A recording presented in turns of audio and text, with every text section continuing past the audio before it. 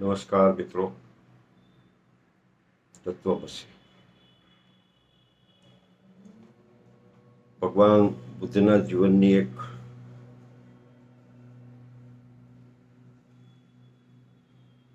સરસ મજાની વાત છે, જે વાત હજુ હું શેર કરવા માંગુ છું.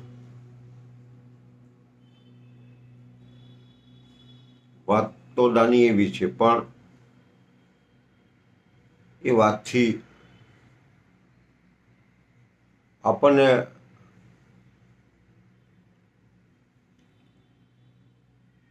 એનો સાર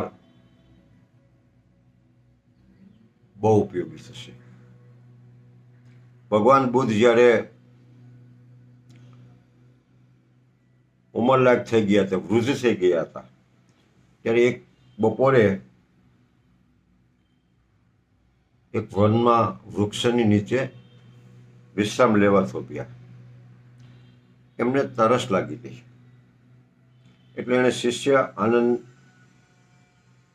કહ્યું કે હે આનંદ, મને તરસ લાગી છે. આનંદ બહાર બાજુની પહાડમાંથી નીકળતા એક ઝરણામાંથી પાણી લેવા ગયો, પણ આ ઝરણાનું પ્રવાહ પરથી તરત કેટલીક ગાડીઓ, એ જમાનામાં ગાડા હતા ને, એટલે ગાડીઓ પસાર થઈ હોવાથી તેનું પાણી ડોળાઈ ગયેલું હતું.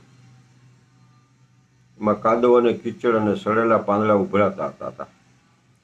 આનંદ ખાલી હાથે પાછો આવ્યો. આવીને ભગવાન બુદ્ધને કહ્યું કે ઝરણાનું પાણી નિર્મળ નહોતું, એટલે હું ન લાવી શક્યો, પણ હમણાં જ હું પાછળ જઈને નદીઓથી પાણી લઈ આવું છું. નદી બહુ દૂર હતી. બુદ્ધે એને ફરીથી કહ્યું કે એ ઝરણાનું પાણી લાવવા જ આગ્રહ કર્યો.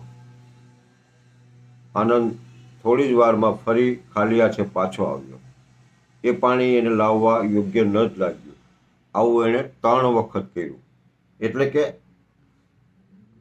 આનંદ ગયો, પાણી ડોળું હતું, પાછો આવ્યો, ફરીથી બીજી વખત ગયો, ડોળું હતું, પાછો આવ્યો, ફરી ત્રીજી વખત ગયો, કારણ કે ભગવાન બુદ્ધનો આગ્રહ હતો કે એ ઝરણાનું જેને પાણી પીવું હતું.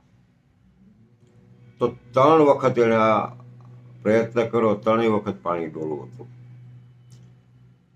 ત્યાર પછી છેલ્લી વખત, એટલે કે ચોથી વખત ભગવાન બુદ્ધે એમને પાણી લાવવા કહ્યું, અને ત્યારે એ ફરીથી પાણી લેવા જાય છે તો જુએ છે તો એ આશ્ચર્યચકિત થઈ જાય છે.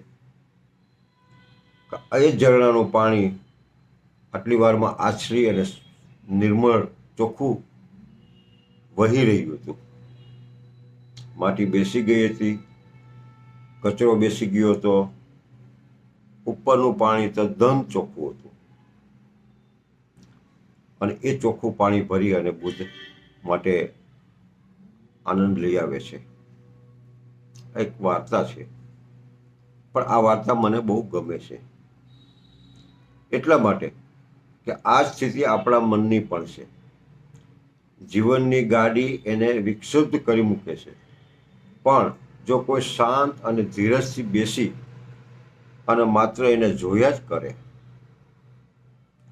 તો માટી પોતાની મેળે જ નીચે બેસી જાય છે અને સહજ સ્વચ્છતાનું આગમન થાય છે. મનની નિર્મળતામાં જીવન નાવીન્યપૂર્ણ થઈ જાય છે. કેવળ ધીરજ અને શાંતિથી પ્રતીક્ષા કરવાની છે, અને કંઈ પણ કર્યા વિના મનનો કીચડ કાદવ નીચે બેસી જાય છે. આપણે તો માત્ર સાક્ષી જ બનવાનું છે. મન તો પોતાની મેળે નિર્મળ બની જાય છે. એને નિર્મળ બનાવવાનું નથી, પણ એમ કરવાથી જ મુશ્કેલી ઊભી વધારે થાય છે. એને તો માત્ર કિનારે બેસીને જોયા જ કરો, અને પછી જુઓ કે શું થાય છે. મનને જોવું શાંતિથી, ધીરજથી, પ્રતીક્ષાથી, અને મનનું શાંત થવું આ એક નાની એવી વાત, પણ એને આપણે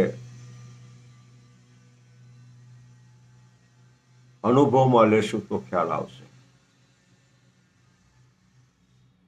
આપણે કહીએ છીએ કે મન ચંચળ છે, મન કોઈ દિવસ શાંત થાય નહીં. મન એટલે જે નથી એમનો અભાવ.